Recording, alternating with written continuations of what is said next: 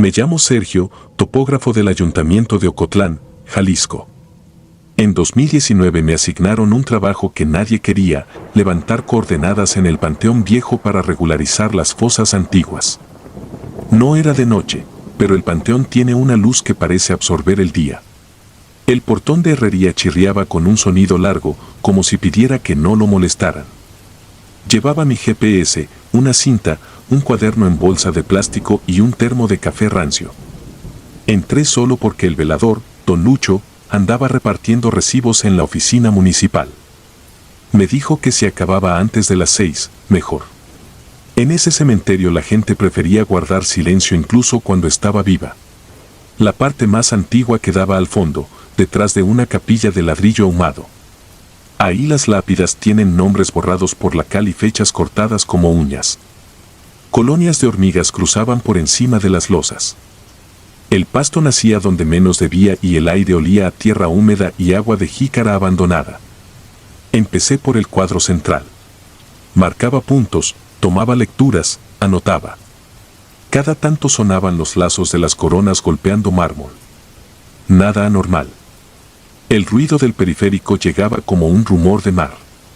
A las 4:20 el viento cambió. No sé explicarlo de otra forma. Antes corría de poniente a oriente, movía las copas de los eucaliptos hacia las tumbas más nuevas. De pronto empezó a soplar a la inversa. Se me enfrió el sudor de la nuca. Entonces escuché el llanto. No un grito ni una queja borracha, no un maullido. Un llanto de mujer, contenido y parejo, como el de alguien que ha llorado tanto que ya aprendió a respirar mientras tiembla. Me detuve con la cinta extendida entre las manos. El panteón, acostumbrado a los murmullos, guardó silencio para escucharla. Miré alrededor. No había nadie entre las callejuelas. Ninguna sombra cruzó. Caminé hacia donde me parecía que venía el sonido, el cuadro de las tumbas más viejas, el que no aparece en el plano nuevo. El llanto no se acercaba ni se iba, como si estuviera clavado en un punto. Al doblar una esquina vi algo que no encajaba. Un arreglo de flores de plástico se agitaba sobre una tumba de cemento rajado. No era un movimiento de viento parejo. Se movían como si dedos invisibles fueran acomodándolas con cuidado, pegándolas a la foto ovalada que estaba en la cabecera. A cada sacudida, el llanto hacía un pequeño nudo y seguía. Me acerqué con el corazón golpeando el chaleco. La foto era de 1958. Isabel Magdalena R., decía la placa. Sonrisa rígida, peinado alto, sombra de ojos al estilo de la época. En la esquina inferior derecha, un fotógrafo de estudio estampó su firma con tinta. Las flores, moradas con polvo, se inclinaban hacia el retrato. Las toqué para comprobar que no hubiera un alambre roto o una rama prendida por debajo. Estaban sueltas. Cuando retiré la mano, el llanto subió un tono, como si hubiera molestado. Traté de explicar. Las ráfagas a veces forman remolinos entre muros y capillas. El aire puede empujar de forma rara. La acústica de un camposanto es impredecible. Todo eso lo pensé para no salir corriendo. Me quedé inmóvil, con los oídos abiertos, y sentí una vibración muy leve bajo la suela. Como si la tierra adentro se acomodara. No quise asomarme a la grieta de la lápida, pero lo hice. Había tierra apisonada y unos pedazos de papel encerado. Entre el polvo quedaban fibras de una cinta negra deshecha. El llanto no salía de la grieta. No salía de ningún lado. Era un sonido que no proyectaba sombra. Aún así, cada vez que pasaba la mirada por el óvalo de la foto, las flores se mecían hacia ella como si buscaran consuelo. Saqué el cuaderno y anoté la ubicación exacta. No sé por qué lo hice. Tal vez quería encerrar el fenómeno en números para que dejara de ser un fantasma. Latitud, longitud, altitud, hora. Movimiento anómalo de ofrenda, escribí. Bajo eso, marqué con lápiz la palabra llanto. Me dio vergüenza, como si alguien me viera ponerlo. Seguí trabajando para no quedarme parado a esperar lo siguiente. El llanto iba y venía con la brisa nueva. Cada medición me acercaba de nuevo a la tumba de Isabel. En una de esas vueltas encontré el florero de alambre caído detrás de la lápida. Tenía dentro un papelito doblado en 4, tan apretado que parecía piedra. Lo desdoblé con cuidado. Era un recorte viejo de periódico. Una nota breve: mujer desaparecida en julio de 1958. Última vez vista a la salida de la fábrica textil. Deja marido y una niña de meses. No había foto. El papel olía a ropero húmedo. Volví a mirar la placa. 1958, fecha de muerte, agosto del mismo año. Pensé en lo obvio. No la encontraron y la dieron por muerta. O la encontraron después. En un pueblo nadie se pierde del todo. Al pie de la foto estaban grabadas 2 palabras: perdónanos, Isa. No te amamos, no descansa. Perdónanos. El llanto se convirtió en una respiración ronca por unos segundos. Y luego, silencio. Las flores dejaron de menearse, quedándose un poco torcidas, apuntando al óvalo como agujas de brújula sin norte. En ese hueco de silencio escuché algo que me avergüenza escribir, pero fue real. Escuché el clic de una lengua contra el paladar, como cuando una madre calla a un bebé. Fue nítido y seco. Me alejé unos metros. Empecé a cerrar el trabajo con las lecturas mínimas para no regresar al día siguiente. A las 5:10 el sol bajó detrás de la capilla y el panteón se puso del color del plomo. Don Lucho llegó a esa hora con su paso arrastrado, un manojo de llaves que parecían pesas y el olor a tabaco en la chamarra. ¿Todo bien?, preguntó sin detenerse. Le dije que sí. Quise contarle y no pude. Me dio pena que pensara que me había sugestionado. Él siguió hacia la caseta. Lo vi empujar su radio para encenderlo y después me gritó que si quería un café. Le dije que no. Quería terminar y largarme.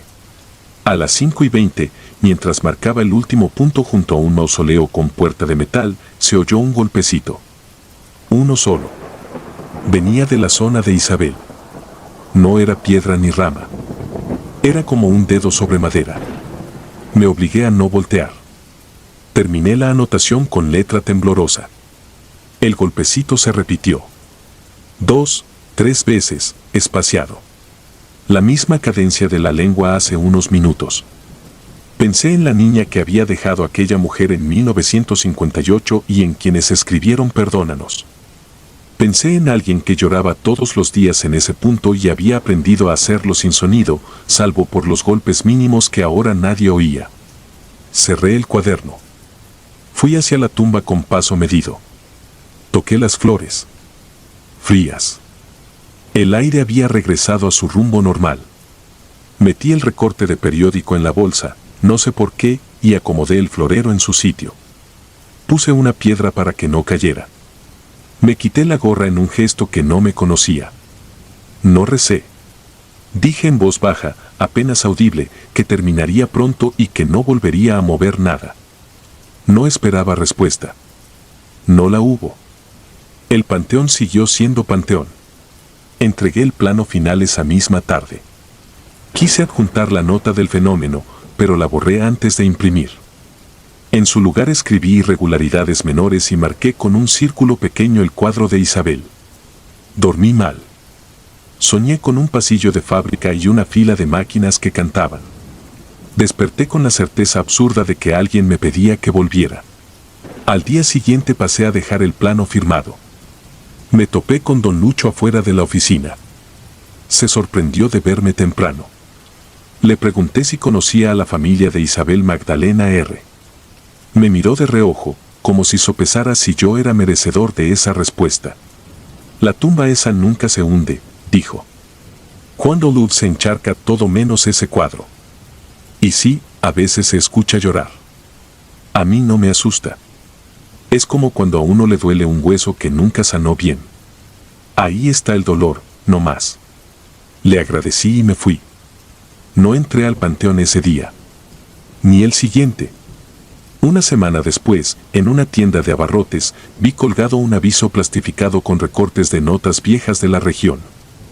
Entre ellas estaba la misma noticia de 1958, esta vez con una foto tomada de perfil.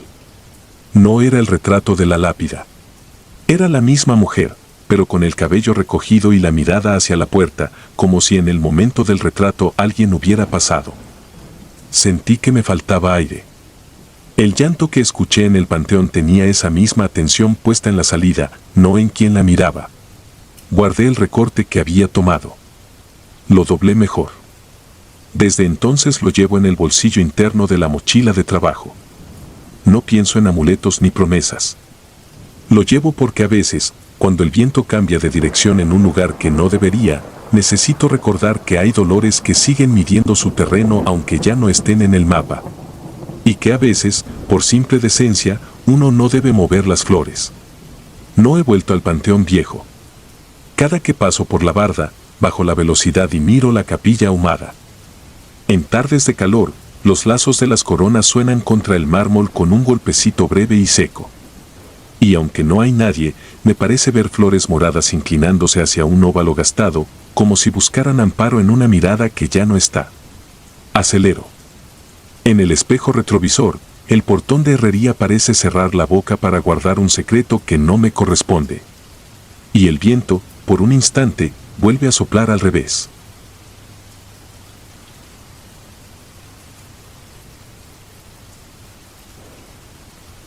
Silbo negro. No sé en qué momento el panteón dejó de ser un lugar y se volvió un hábito. Empecé a ir por trabajo, ayudante de albañil, encargarme de aplanados en nichos, de recomponer cruces flojas, de limpiar lápidas para los que pagaban mantenimiento. Era 2011, un verano con lluvias tercas. El cerro ordeñaba nubes al atardecer y el viento traía ese olor a barro que se pega en la garganta. Con el tiempo, aprendí a moverme como los cuidadores viejos, paso corto, mirada atenta para no pisar hundimientos frescos, oído entrenado para diferenciar el chillido de un grillo del roce seco de una rama. Uno cree que el miedo se cura con costumbre. No. Se afina. Aquella tarde íbamos dos, yo y Julián, el velador. Tenía una linterna que fallaba cuando más se necesitaba y una radio que solo pescaba estaciones evangélicas. Le gustaba silbar. Lo hacía como si masticara el aire. Mientras poníamos mosaico en la tumba angosta de un tal Ignacio R., Julián soltó un silbido largo y agudo que se derramó entre las cruces. Había escuchado esa travesura de niño, llamas el eco y te respondes a ti mismo. A veces responde la loma, a veces el muro perimetral. A veces, algo más cercano. Yo terminé de asentar una pieza y, sin pensarlo, le contesté con otro silbido, más breve.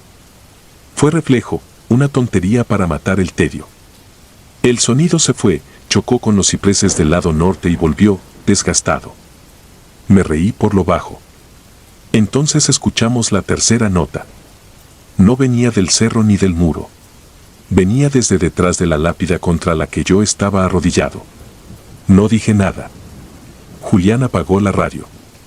Se oyó el chisporroteo de una vela vieja que alguien había dejado para el Día de las Madres, ya consumida hasta la base metálica. Silbé de nuevo, más bajo, probando. La respuesta llegó igual, pegada a mi oreja, como si el mármol tuviera una boca. Ese primer instante no fue de espanto, fue de desconcierto práctico. Me levanté, revisé. La lápida de Ignacio tenía una fisura diagonal, una vena del mármol que los años abrieron en pelo. Era estrecha como para dejar pasar aire si el viento se entercaba. Apoyé la palma, la piedra guardaba el calor del día. Si había brisa, no se sentía. Julián tosió, sacó la linterna, apuntó a la grieta. No entraba luz. Silbé, ahora con la boca cerrada apenas. Otra vez la réplica, muy cerca, idéntica, como si me copiara el pulso. Terminar era urgente. Mortero, nivel, piezas. El sol bajó y la sombra del ciprés se alargó hasta toparnos. En los panteones el ocaso es más rápido, no es que el sol caiga antes, es que se te vacía la cabeza con la oscuridad y cada cosa empieza a pesar distinto. A las 7 nos quedaba limpiar. Julián, por costumbre, se fue a cerrar el portón chico. Me quedé recogiéndome las manos con un trapo cuando el silbido regresó, sin mi invitación. 2 notas, sube y baja. Lo sentí en la nuca. Me di vuelta en seco. No había nadie, por supuesto. Miré la fecha, Ignacio R., 1978-2009. En la parte inferior, un óvalo con su foto, descolorida, camisa blanca, mirada torcida por el brillo.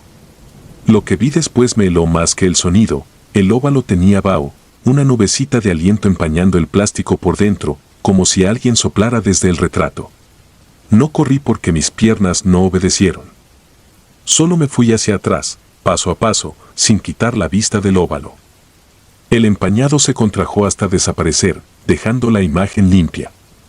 Silbé sin querer, un impulso bobo del cuerpo que busca que lo reconozcan. Respondieron.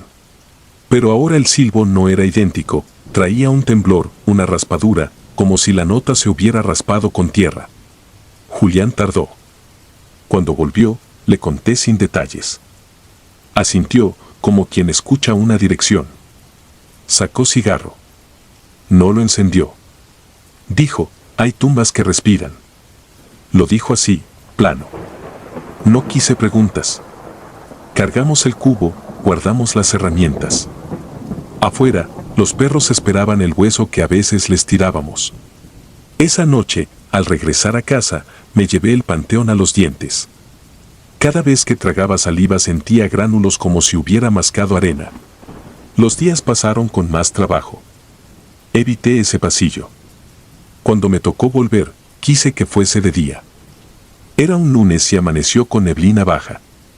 El mármol se humedece con esa bruma y huele a baño recién trapeado. Llevaba un cepillo de alambre para sacar el verdín de las letras.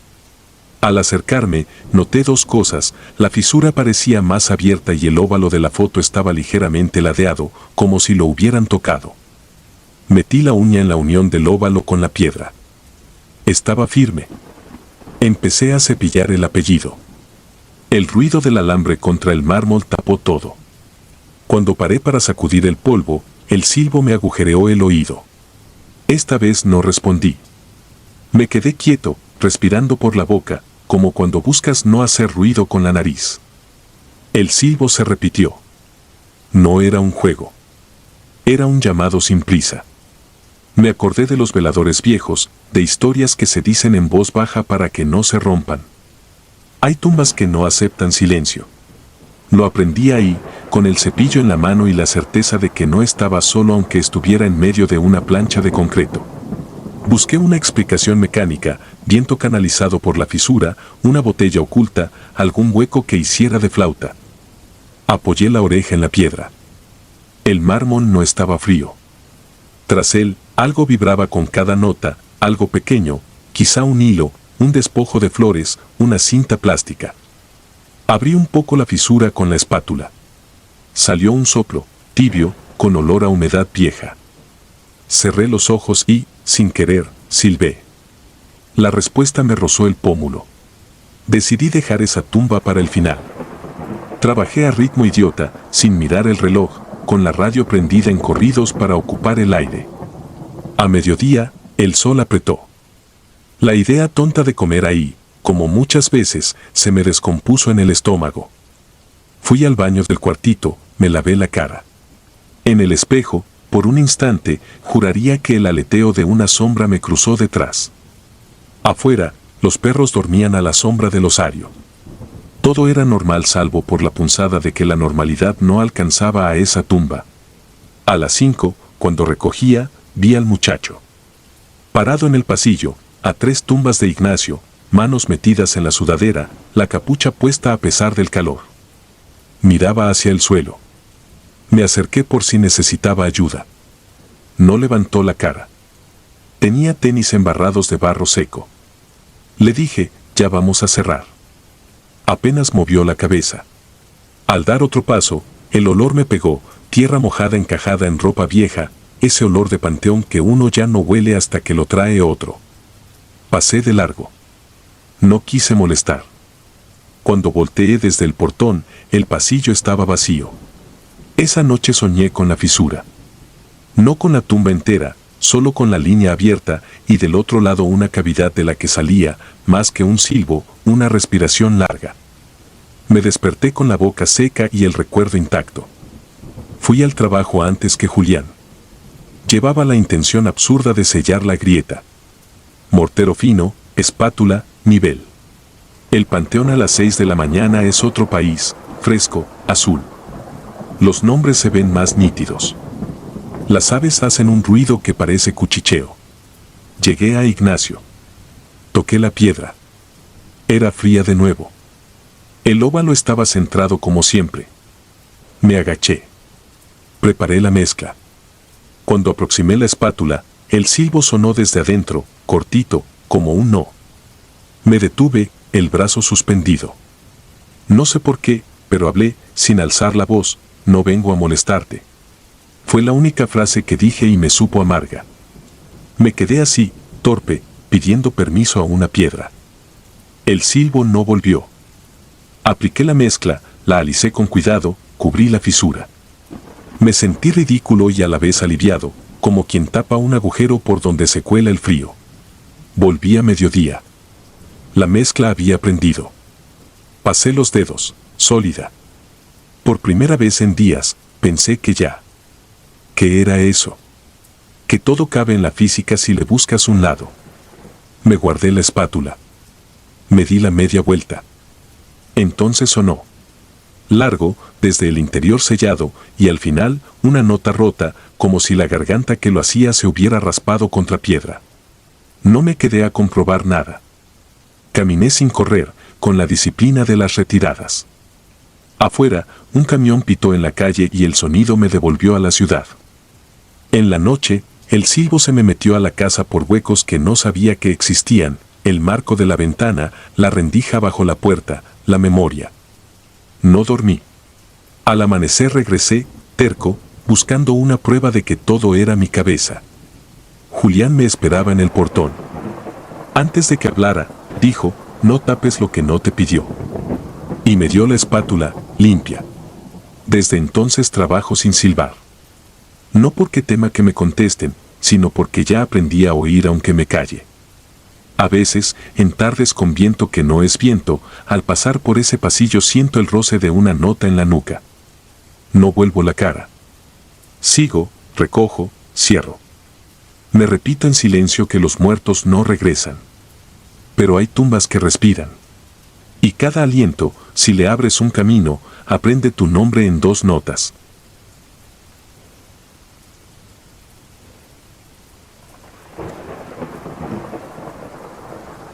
Golpe sobre la tumba. Soy Facundo Núñez, 29 años, y todavía me tiembla el pulso cuando recuerdo mi turno final en el cementerio Nuestra Señora del Calvario, en las afueras de San Juan, Argentina. Entré como guardia suplente en junio de 2023, atraído por la paga y porque el lugar, famoso por sus mausoleos neogóticos, parecía más un museo al aire libre que un camposanto. 3 vigilantes cubríamos la noche. El protocolo era sencillo, rondas alternas y reportes cada 30 minutos por radio. Después de un par de semanas, la rutina me anestesió el miedo que llevaba de niño, ese cosquilleo que da pasar junto a lápidas al anochecer. Creí que las historias de fantasmas eran folclore turístico, hasta que descubrí cuán errada puede ser una certeza. La noche del 28 de junio empezó como todas, cielo despejado, luna que barnizaba de plata las cúpulas, silencio cortado apenas por los álamos del perímetro. A la 1 lo anómalo apareció, un golpe seco, no metálico, sino piedra contra piedra, resonó entre la hilera de panteones nobles. Apagué la linterna para afinar el oído. Otro golpe, más tenue, contestó desde algún punto a mi izquierda. Avisé a Sergio, uno de mis compañeros, pero la interferencia distorsionó su voz, supuse que los gruesos muros despachaban malas ondas de radio. Seguí la vibración hasta una avenida flanqueada por mausoleos de mármol veteado de rojo. El último de la fila pertenecía a la familia Andrada, políticos provinciales que ostentaban un pórtico con ángeles decapitados. La reja estaba candada, pero desde dentro provenían los golpecitos, rítmicos, insistentes, como cabezazos contra la lápida. El mausoleo descendía 2 niveles bajo suelo, lo sabía porque durante la inducción nos advirtieron que allí habían construido una cripta familiar antes del terremoto de 1944. Toqué la reja, fría, seca. Alumbré el interior. Elas reveló un pasillo estrecho, escaleras, y al fondo, una silueta oscura inclinada sobre una losa. El cuerpo se balanceaba con movimientos cortos y chocaba la frente contra el mármol, toc, toc, deteniéndose apenas para inspirar un silbido que me erizó la nuca. Grité la advertencia reglamentaria: seguridad, identifíquese. Convencido de que era un saqueador. Nada. La figura siguió golpeando, más despacio. Me arriesgué a iluminarle el rostro y descubrí solo piel cerúlea estirada sin rasgos claros, como una estatua inacabada. El cráneo trazó un golpe final, luego, lentamente, aquella cosa viró hacia mí. Lo primero que distinguí fueron las manos, huesudas, de un blanco calcáreo, los dedos larguísimos apoyados sobre los barrotes con la delicadeza de un pianista. No pensé, retrocedí, la voz se extinguió en mi garganta, la linterna vibró en mis dedos. El ser aspiró aire con un silbido hondo y articuló una sola palabra, voz áspera, cavernosa, imposible de ubicar en sexo o edad: abre. El comando me sacudió algo primitivo, arrojé la radio y corrí sin rumbo fijo, tropezando con jarrones secos. No paré hasta divisar la garita principal.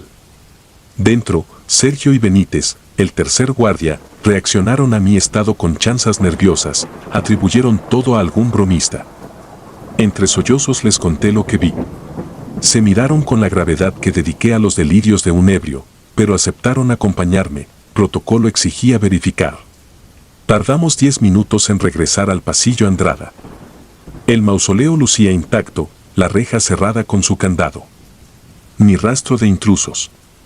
Casi cediendo a la burla, Sergio sacudió el portón, la cadena sonó hueca. Entonces notamos una grieta reciente en el mármol del dintel, del grosor de un dedo, recorriéndolo como un relámpago petrificado. Del interior emanaba un olor a acíbar rancio, caliente, incompatible con la helada de la madrugada. Benítez apuntó la luz al suelo para comprobar huellas. Hallamos algo peor, fragmentos de hueso diminuto, perfectamente pulidos, dispuestos en espiral sobre la tierra. Calculé su origen humano por la porosidad, pero parecían haber sido hervidos. Sentí náusea. Propuse cerrar turno y llamar a la policía. Mis colegas, endurecidos por años de guardia, votaron vigilar hasta el amanecer, no querían perder la paga por falsa alarma. Cedí, pero exigí quedarme en la garita. A las 3:40 de la mañana, mientras revisaba cámaras, el monitor del pasillo Andrada se cubrió de interferencias. La señal se deformó y la imagen mostró un destello dentro del mausoleo. Algo se movía a contraluz, proyectando sombras que parecían alargarse por las paredes como raíces enloquecidas. Llamé a Sergio, no contestó. Benítez tampoco. Tomé la segunda radio y capté estática mezclada con un zumbido grave, casi un canto monótono. La temperatura en la garita bajó, mi aliento se volvió visible. Antes de sucumbir al pánico, una idea práctica me rescató: activar la alarma perimetral. Corrí al tablero, giré la llave y se cortó la energía. La garita quedó a oscuras. El zumbido brotó ahora dentro del recinto, cerca de mi oído, más claro, modulando 2 sílabas que reconocí aún sin querer: abre. Empujé la puerta y me lancé al exterior. El cementerio se había transformado. Una bruma densa reptaba a ras de suelo y devoraba las hileras de cipreses. Cada farol chisporroteaba como si la corriente oscilara. A lo lejos, donde debía estar el mausoleo Andrada, vi destellos blancos, pulsantes, semejantes a flashes fotográficos. Corrí hacia allí con la linterna tambaleante. Mientras avanzaba, encontré a Sergio arrodillado junto a un ángel de piedra. Tenía la mirada perdida y murmuraba algo en voz baja. Le toqué el hombro, estaba helado y su piel resumaba sudor. Logré arrastrarlo unos metros, en su estupor repetía una frase: no lo mires, no lo mires. Pregunté por Benítez, pero solo negó con la cabeza, clavado en su mantre. Lo dejé recargado en un pedestal y seguí, obligado por una mezcla de deber y fatalismo. Al doblar la esquina final vi la reja del mausoleo abierta, el candado colgaba retorcido, como si lo hubieran aplastado con tenazas invisibles. En la escalinata interior yacía Benítez, no sangraba, pero su mandíbula se abría y cerraba sin emitir sonido, como pez fuera de agua. Intenté incorporarlo, sentí su pulso débil. Entonces el destello regresó, esta vez no desde dentro, sino detrás de mí. Giré la luz. Allí estaba la entidad, erguida, más alta de lo que recordaba. Bajo el fulgor comprendí que su piel no era piel, sino una pátina de polvo de mármol adherida a una forma humanoide. De su frente emanaba una grieta que sangraba polvo, y en lugar de ojos había 2 hendiduras negras sin fondo. Extendió su mano hacia mí, el zumbido vibró en mis huesos antes de convertirse en un timbre insoportablemente agudo. La palabra abre se reformó, pero supe que no pedía abrir la reja, me pedía algo interior, un permiso, una rendija en la cordura. Retrocedí con Benítez a rastras, no tanto por salvarlo como para poner distancia. Tropecé con los fragmentos óseos en espiral que se duplicaban ahora por el piso y por las paredes como un rastro de caracoles ciegos. La cosa dio un paso, y la reja crujió, cada barrote se oxidó al instante, trocándose en polvo rojizo. Comprendí que si alcanzaba la garita y cerraba el portón principal tal vez frenaría su avance, o tal vez no, pero la mente en pánico necesita metas. Mis recuerdos se fracturan a partir de ahí, la carrera cuesta arriba, el jadeo de Sergio alcanzándome a mitad de camino, el cuerpo flácido de Benítez colgando de nuestros hombros. El portón de hierro apareció entre la niebla, lo atravesamos y lo atrancamos con la cadena de repuesto. Más allá, en la avenida desierta, las luces de un patrullero se acercaban, la señal de pánico que alcancé a mandar antes del corte debió activar un protocolo. Cuando los agentes inspeccionaron, hallaron el cementerio vacío y la reja andrada cerrada. Dentro todo en orden salvo por la escalera rota y el polvillo extraño. Ni rastros de huesos, ni destellos, ni figura. Benítez fue internado con un cuadro de shock catatónico, Sergio renunció esa misma semana. Yo declaré un intento de robo frustrado y pedí traslado. El parte policial clasificó el suceso como vandalismo sin saqueo. Caso cerrado. Hoy enseño física en un colegio rural, lejos de San Juan. Las noches son tranquilas, pero al más leve golpe en la pared despierto sobresaltado. Los médicos llaman hiperacusia postraumática a mi nueva sensibilidad, yo sé que es otra cosa. En sueños, la voz vuelve a repetir su mandato, cada vez más cerca.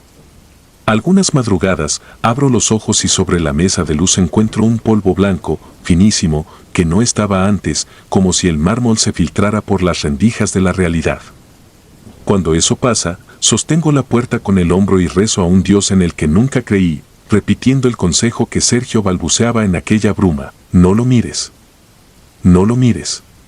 Porque he aprendido que hay presencias que no quieren asustarte, sino convencerte, que no exigen abrir candados ni portones, sino un resquicio en la mente. Y cuando el mármol cobra vida para exigir paso, basta un parpadeo para que tu cordura se vuelva la próxima losa en su colección.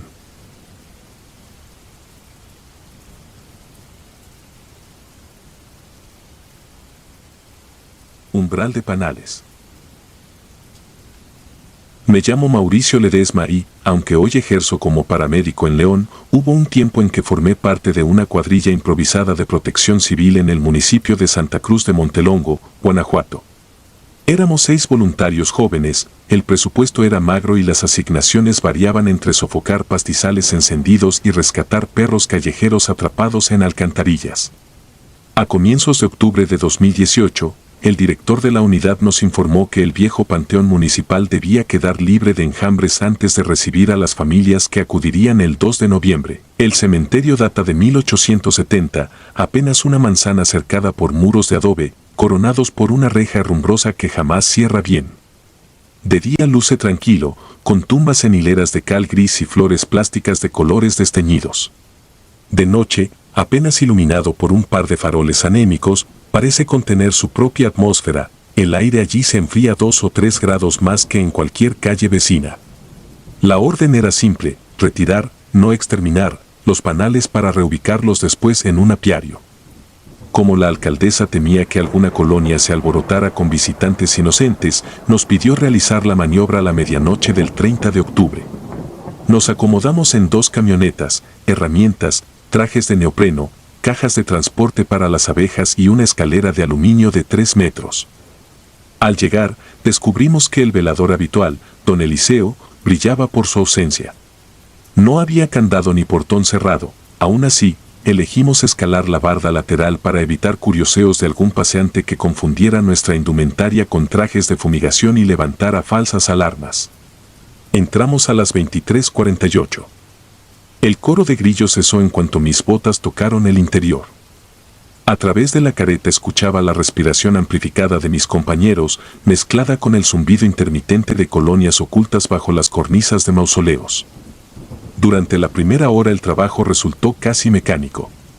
Hallamos 5 panales, los desprendimos con espátula, los acomodamos en cajones y los deslizamos por encima de la barda, donde otro par del equipo los amarraba con cintas y los resguardaba dentro de la camioneta. Cada extracción me fue vaciando la cabeza hasta que solo quedaba la rutina: proyectar la luz, raspar, sostener el panal, avanzar. A la 1:10 de la madrugada solo restaba un enjambre, el más grande, adherido en el pórtico de una cripta familiar rodeada de cipreses.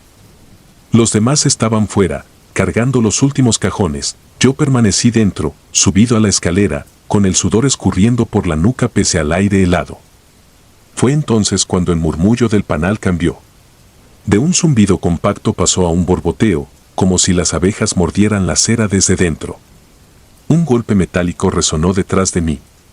Giré la cabeza, la linterna de cabeza rebotó contra la careta, proyectando haces torcidos sobre las lápidas. No vi a nadie. Reanudé el trabajo. La espátula se hundía con dificultad, la capa de cera parecía haber engrosado de pronto. Apretaba los dientes y sentía un retumbar en los oídos, distinto al zumbido habitual, una vibración grave que me recordó los motores viejos cuando patinan en seco.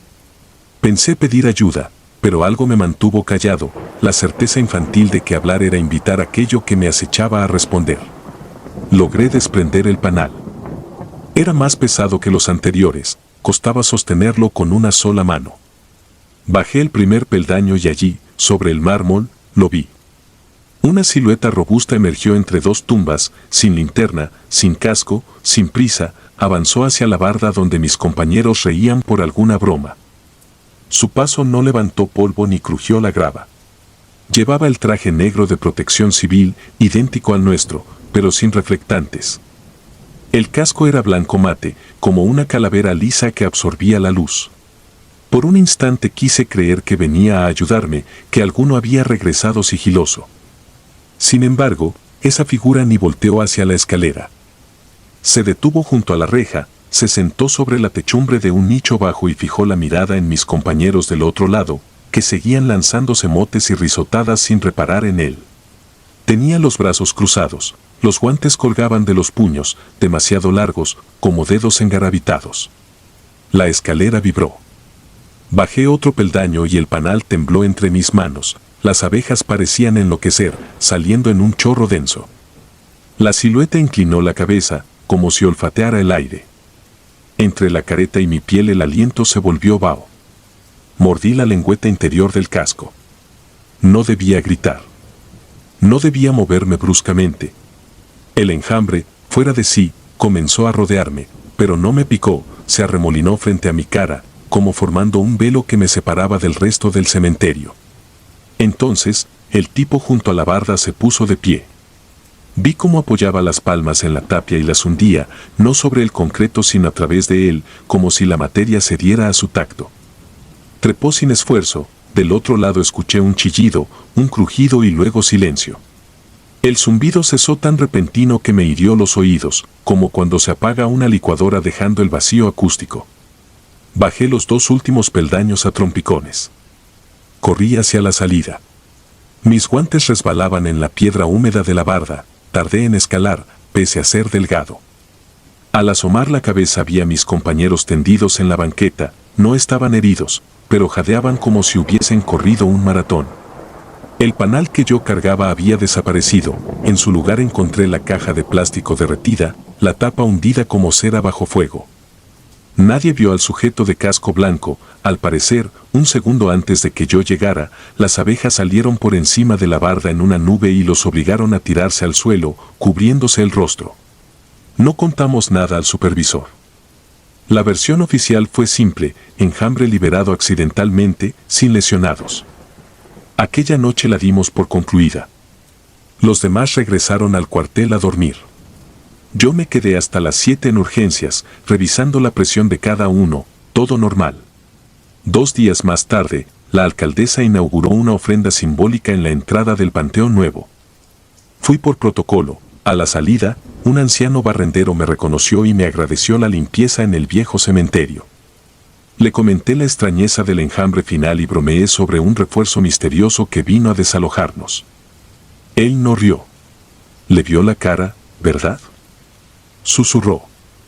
El casco blanco. Ahí, bajo el sol del mediodía, me contó que en 1999 uno de los primeros voluntarios de protección civil del municipio murió aplastado por la barda cuando rescataba a un niño atrapado entre lápidas. Llevaba un casco nuevo, blanco, sin logos, regalo de su hermana. Desde entonces, cada ciertos años alguien asegura ver una figura idéntica rondando emergencias, incendios forestales o, como en mi caso, entre tumbas. No deja que los vivos hagan relajo en casa ajena, concluyó el viejo, guiñándome un ojo. Quise discutir, pero las palabras se negaron a salir. Meses después renuncié al grupo y me enrolé con la Cruz Roja. Desde entonces he visto quemados, choques en carretera, intoxicaciones masivas. Nada se compara con el helicoide hermético de terror que sentí aquella noche, subido a una escalera frente a un enjambre, mientras detrás de mí alguien sin rostro vigilaba las bromas nerviosas de mis amigos. Aún conservo la careta rayada y el traje ennegrecido. Algunas madrugadas lo saco del closet y, por un segundo, huelo la mezcla de humo de ahuyentar abejas y tierra húmeda de panteón.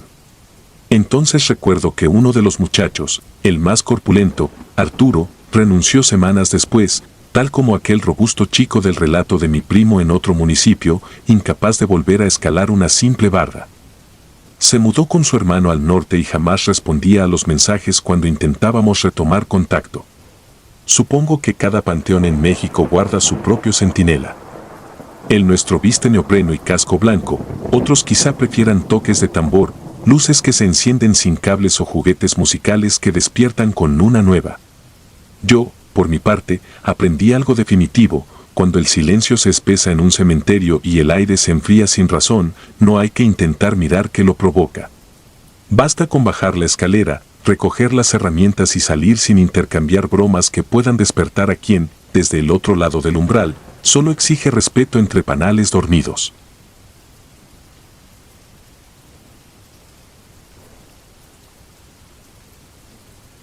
Ruidos bajo la lápida. Nunca imaginé que mi año de internado rural terminaría convirtiéndose en la razón por la que, aún hoy, me cuesta caminar entre tumbas sin sentir que algo se arrastra detrás de mí. Corría 2011 y, tras terminar la carrera de antropología en la UNAM, conseguí una beca para realizar trabajo de campo en San Felipe del Agua Negra, un poblado serrano a 3 horas de Zacatecas capital.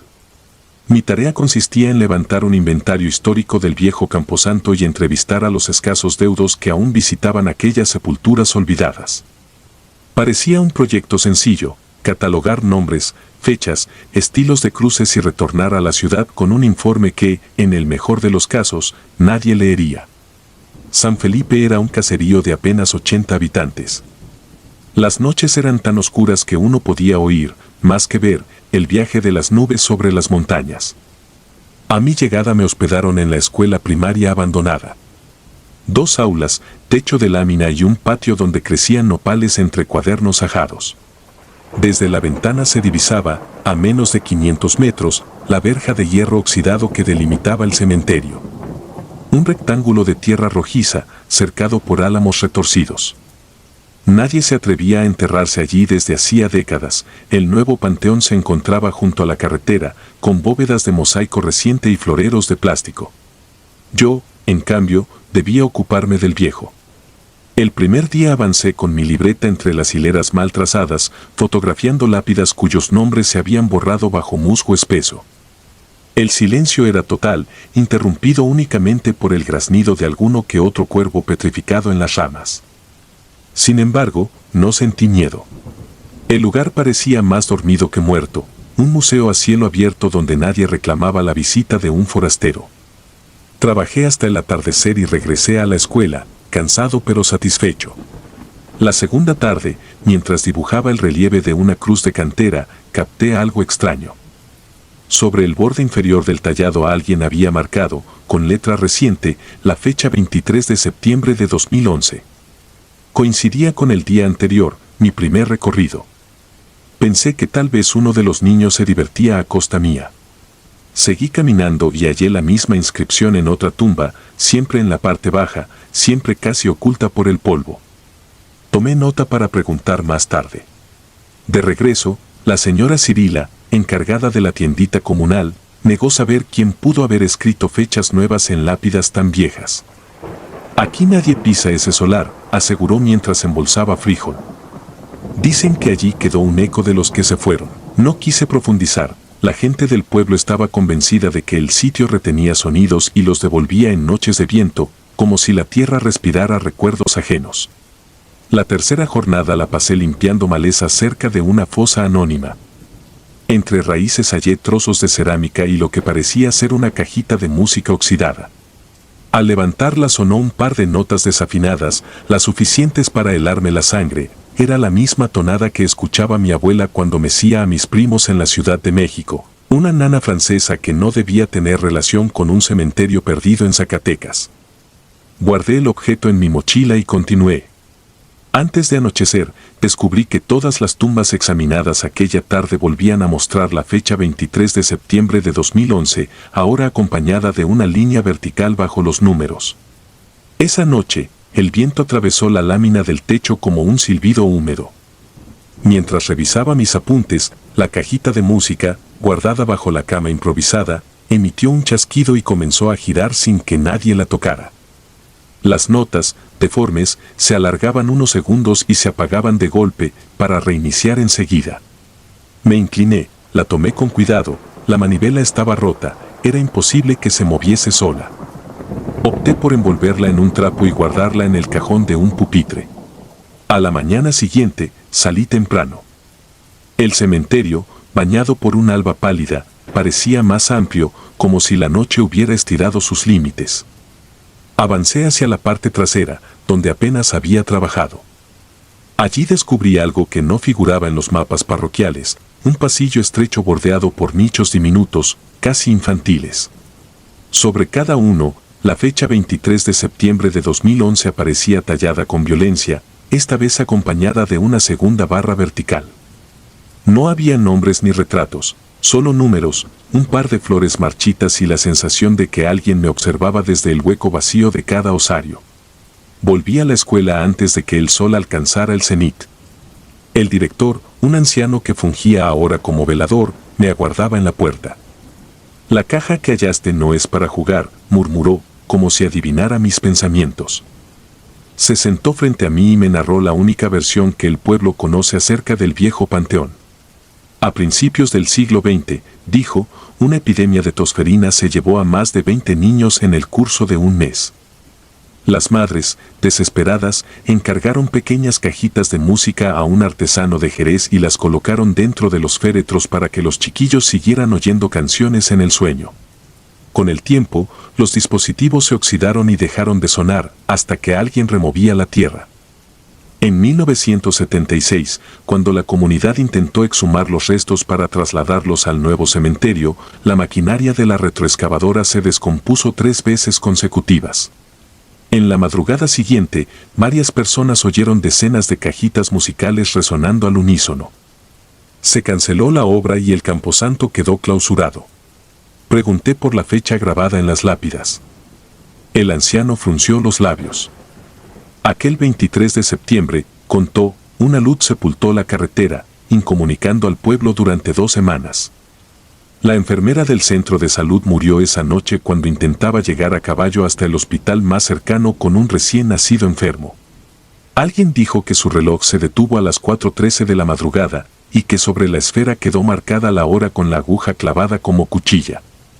Desde entonces, todo suceso extraño se atribuía a ese instante congelado, como si la muerte hubiese trasminado la misma fecha en la memoria del lugar. Regresé a mi aula al anochecer. El viento se había detenido, la quietud, en lugar de tranquilizarme, esparcía un temblor fino por el aire.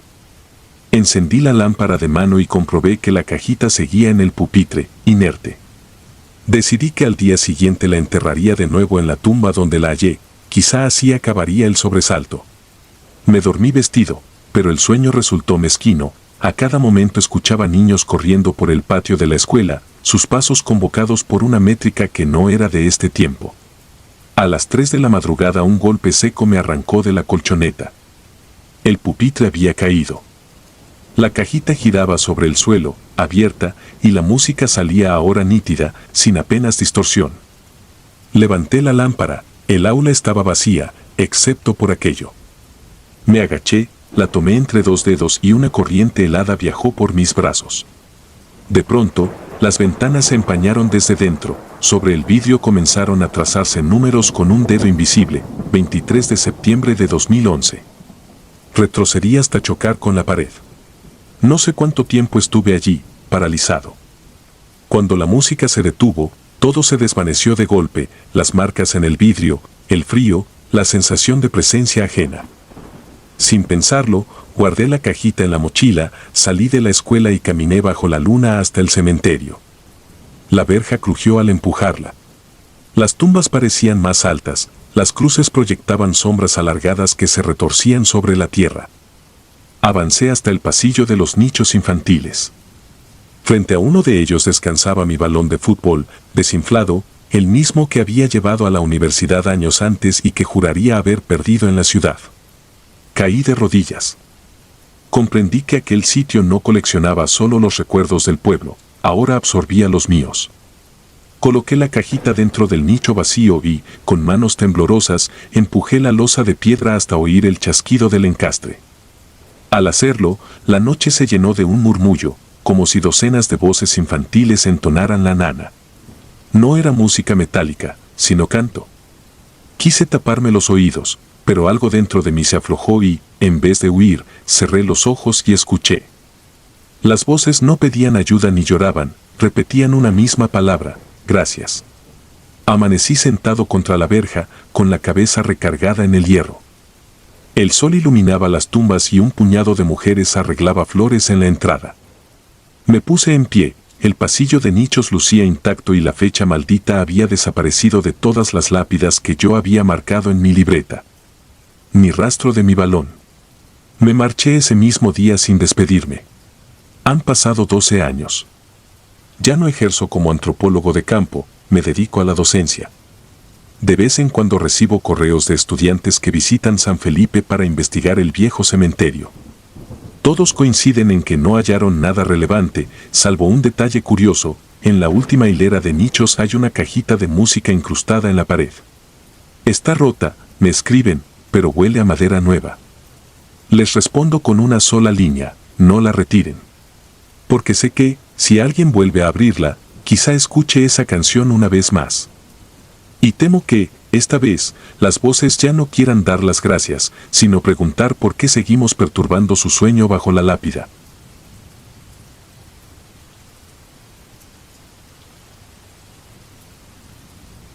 Tumba luz. Lo que voy a relatar sucedió hace 11 años, cuando acepté un trabajo temporal como auxiliar de mantenimiento en el Panteón Municipal San José de los Álamos, un camposanto perdido entre la maleza a 3 kilómetros de Zamora, Michoacán. Yo tenía 28 años, una deuda con el banco y la urgencia de cualquier jornal. El administrador, don Hilario, me advirtió que solo sería un mes: raspar óxido de las rejas, quitar hierba y pintar un osario recién construido. El puesto incluía dormir allí, en un cuarto húmedo adosado a la capilla, porque el velador renunció de golpe. Acepté sin pensarlo. El primer lunes llegué con un catre, un foco LED y una radio de baterías. Al caer la tarde descubrí lo que hacía distinto a San José: las tumbas no estaban alineadas, crecían como islotes sobre un suelo ondulado, y casi todas se inclinaban en direcciones improbables, lo bastante para sugerir que algo bajo la tierra las empujaba poco a poco. Día 1 transcurrió sin incidentes. Pinté barandales y barrí pétalos marchitos. Cuando anocheció, el viento dulzón de los huertos cercanos llenó el aire. Encendí la radio. La única estación clara era una emisora local que repetía son jarocho. Me dormí antes de medianoche. Me despertó un ruido helado, como piedritas chocando contra vidrio. Abrí los ojos, 3:11 de la mañana según mi celular. Algo golpeteaba el cristal de la ventanita, tec tec tec. Creí que era granizo, pero afuera el cielo estaba limpio. El golpeteo cesó al acercarme. Solo escuchaba mi respiración. Regresé al catre haciéndome el valiente. A la mañana siguiente descubrí que alguien había cubierto la ventanita con tierra arcillosa, formando una ligera costra marrón. Pensé en chiquillos aburridos, limpié el vidrio y seguí trabajando. Día 3. Mientras quitaba maleza, hallé lo que parecían letras trazadas con yeso en la losa de un nicho: encierra la luz. Lo atribuí a vándalos. Por la noche, el tec-tec-tec volvió, ahora acompañado de un murmullo bajo, semejante al choque de botellas vacías. Armado con mi linterna salí al pasillo de la capilla. Alrededor, la negrura era tan densa que el cono de luz parecía flotar en carbón molido. El sonido provenía de la fila de criptas infantiles, donde las tumbas estaban pintadas de rosa y azul pastel. Me costó avanzar, el suelo era esponjoso, como si debajo hubiera agua. No encontré a nadie. Sin embargo, sobre el mármol liso de una cripta apareció otra advertencia, escrita esta vez con algo grasiento: cierra la puerta. Me reí para aflojar la garganta, pero la risa sonó a tos. Antes de amanecer, vislumbré desde la ventana algo imposible: uno de los ángeles de yeso que coronan el panteón se movía. No caminaba, parecía deslizarse, posándose sobre lápidas aledañas, siempre a espaldas de mi mirada directa, pero delatado por el chasquido de garras rompiendo grava. Cuando llegó la luz, el ángel ya estaba de nuevo en su pedestal, con los brazos extendidos al cielo. Día 5. La pintura del osario amaneció cuajada de burbujas, como si algo desde dentro la hubiese empujado en la noche. Al raspar, un olor sulfúrico salió de las grietas y escuché un crujido hueco que me vació el estómago, clac clac, como dientes chocando. Don Hilario vino a revisar. Se limitó a persignarse y regalarme un candado para la puerta de la capilla. Ciérrala con esto al anochecer, susurró. Y no salgas, aunque oigas tu nombre. No quise admitir que ya lo había oído. La noche anterior, mientras la radio zumbaba, alguien había pronunciado mi apodo, Lucho, con voz de mujer anciana, al filo del catre. Día 6. Llovió. A las 2 de la madrugada, la radio se encendió sola con un chispazo y estalló un llanto infantil multiplicado por la estática. Me tapé los oídos. El sonido no provenía del aparato sino del suelo de la capilla, que temblaba. Alguien arañaba la losa desde abajo. El candado vibraba en la cerradura. Recordé las frases escritas: encierra la luz, cierra la puerta. Apagué la linterna. La capilla quedó a oscuras salvo por el rojo intermitente de la radio rota. Las uñas bajo el piso arañaron un minuto más y después se extinguieron, como si advirtieran mi obediencia. Desperté con luz de alba colándose por las rendijas. Al salir encontré algo nuevo, encima de mi habitación, grabado con objeto punzante, un dibujo burdo de 2 círculos unidos, unas esposas, un eslabón doble, o tal vez candados abiertos. Y una tercera orden: no descorras. Día 7. La ansiedad me empujó a acabar el trabajo diurno lo más rápido posible. Antes de caer el sol, aseguré la puerta, apagué el foco, quité la batería a la radio y me tumbé vestido, tembloroso. Silencio. Durante horas solo escuché la lluvia. Algún tiempo después, minutos, tal vez, algo cayó del techo sobre mi pecho. Lo palpé, era tierra húmeda, granos oscuros que olían a pudrición. Entonces oí el tec-tec-tec en la ventana, multiplicado por docenas. Dedos. No de niños, de uñas largas que probaban el vidrio. Se detuvieron al mismo tiempo, y en la quietud se mezcló un coro áspero, respiraciones empañando los muros. Con los ojos abiertos en la oscuridad supe que el cementerio entero me rodeaba, exigiendo. Recordé aquellas lápidas inclinadas. No cedían por raíces, algo empujaba desde los ataúdes, intentando incorporarse. Las respiraciones se convirtieron en una sola, larga aspiración que parecía vaciar el aire. La puerta crujió. El candado temblaba como ave atrapada. No la abrirían. No mientras la capilla permaneciera sin luz y clausurada. El aliento se alejó de la puerta y se concentró sobre mi cabeza, justo encima de la cama. El techo gimió y un goteo comenzó a descender en línea recta. Con la mínima claridad que entraba por la endija de la ventana observé el líquido cayendo sobre mi pecho. No era agua, era cera derretida, amarilla, caliente. Cada gota formaba un punto luminoso que, al enfriarse, brillaba igual que la faz pulida de una vela apagada. Comprendí, encierra la luz. Esos seres querían cualquier destello. La cera ardiente chispeó sobre mi camisa, no debía permitir que prendiera. Imaginé el resplandor de una brasa y las manos descompuestas corriendo hacia él. Contuve el aliento, soportando las quemaduras, hasta que el goteo cesó. El aire volvió a llenarse. No supe cuándo me dormí. Al amanecer, abrí la puerta. Afuera el campo estaba cubierto con velas deshechas, como si alguien hubiese ido de tumba en tumba derramando luz líquida. Ni un solo panal quedaba en las cornisas, los huecos chorreaban miel reseca. Sobre la losa más próxima, escrito con mi misma pintura verde, se repetía una última frase: luz que se mueve, tierra que se abre. Esa mañana renuncié. Don Hilario no mostró sorpresa. Me pagó la quincena completa, me estrechó la mano y aconsejó no mirar atrás al salir. Obedecí. Hoy conduzco ambulancias y paso junto a muchos cementerios sin inmutarme. Pero cuando las sirenas cortan la madrugada y los reflectores barren las calles, siempre recuerdo las órdenes de San José de los Álamos: no lleves luz viva a la tierra de los que esperan, no dejes puertas entornadas y, sobre todo, nunca te sientes a recuperar el aliento sobre la barda de un panteón que parece dormir. Porque hay pulsaciones bajo el pasto que solo necesitan un resplandor mínimo, una linterna, un cigarro, una chispa, para abrir el umbral, y entonces la oscuridad no se conforma con tu miedo. Quiere tus pulmones exhalando dentro de ella, alimentándola, sosteniéndola, hasta que alguien más herede la guardia y repita el error. Yo estuve a un candado de distancia de convertirme en parte de esa respiración. Y cada día de muertos, cuando el cielo se cubre de veladoras y pólvora, cierro todas las cortinas, apago el celular y espero en silencio. Si me tientan a descorrerlas, no respondo. Porque conozco el tec-tec-tec de los dedos que buscan vidrio y aún siento sobre la piel la quemadura tibia de una gota de cera que casi delata mi presencia a los muertos que jamás dejaron de vigilar.